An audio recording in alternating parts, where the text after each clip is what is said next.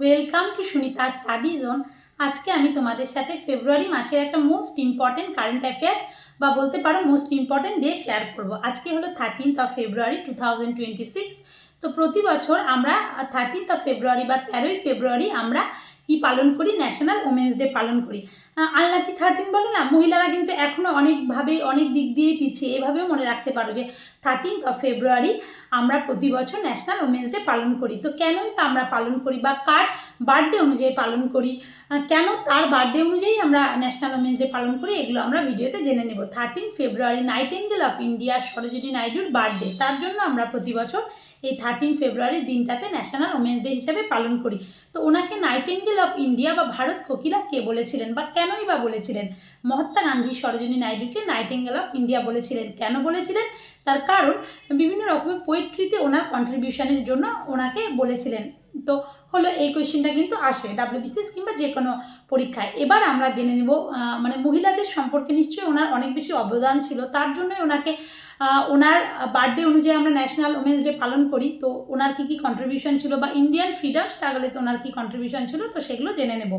তো প্রথমেই আমরা বলে রাখি যে 1925 সালে যে ফার্স্ট, যদি বলা হয় যে ফার্স্ট মহিলা প্রেসিডেন্ট কে ছিলেন আইএনসির, ইন্ডিয়ান অবশ্যই, তাহলে সেক্ষেত্রে কিন্তু সরোজিনী নাইডু হয়ে যাবে। যদি বলা হয় first Indian women president of INC, সেক্ষেত্রে আমাদের আনসার হয়ে যাবে Sarojini Naidu. Most important question BCS কিংবা যে কোনো পরীক্ষার জন্য। যদি বলা হয় first women president of INC, তখন সেক্ষেত্রে আমাদের আনসার হয়ে যাবে কিন্তু অ্যানি বেসান্ট। এছাড়াও ওনার কন্ট্রিবিউশন বলতে অনেক ছিলেন, যেমন ইন্ডিয়ার স্বাধীনতার পরে তিনি first women governor of Indian state যদি বলা হয়, তখন সেক্ষেত্রে হয়ে যাবে সরোজিনী নাইডু, উত্তরপ্রদেশ থেকে।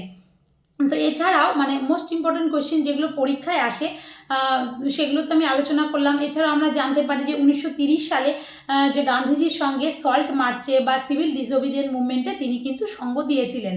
এছাড়া 1931 সালে গান্ধীজির সঙ্গে তিনি সেকেন্ড রাউন্ড টেবিল কনফারেন্সেও অংশগ্রহণ করেছিলেন। তো ইন্ডিয়ান হিস্ট্রিতে এগুলোই হলো ওনার অবদান। এরপরে আমরা জেনে নিব যে আমাদের যে মহিলাদের সম্পর্কে ওনার কি অবদান ছিল। তো মহিলাদের বিষয়ে ওনার অবদান বলতে গেলে ওমেন্স ইন্ডিয়ান অ্যাসোসিয়েশন, সেটার কিন্তু কো-ফাউন্ডার ছিলেন সরোজিনী নাইডু। তো ওমেন্স ইন্ডিয়ান অ্যাসোসিয়েশন মহিলাদের এডুকেশন এবং বিভিন্ন রকমের রাইট নিয়ে কথা বলতো, যেটা 1917 তৈরি হয়েছিল। তো এটা একটা মোস্ট ইম্পর্টেন্ট কোয়েশ্চেন হয়ে গেল। এছাড়াও তো আমরা মহিলাদের সম্পর্কে কি কন্ট্রিবিউশন সেটা তো জানলাম, তাছাড়া ইন্ডিয়ান হিস্ট্রিতে কন্ট্রিবিউশন জানলাম। এবার আমরা জানবো most important collection of poems, সেটা হলো গোল্ডেন থ্রেশহোল্ড। এটা কিন্তু ইউপিএসসিতে আসা question. The golden threshold Sarojini নাইডুর। এছাড়াও রয়েছে দ্য ব্রোকেন উইং। তো এগুলো আলোচনা করলাম, তোমাদের কেমন লাগলো জানিও। আজকের মতো এটুকুই, ধন্যবাদ।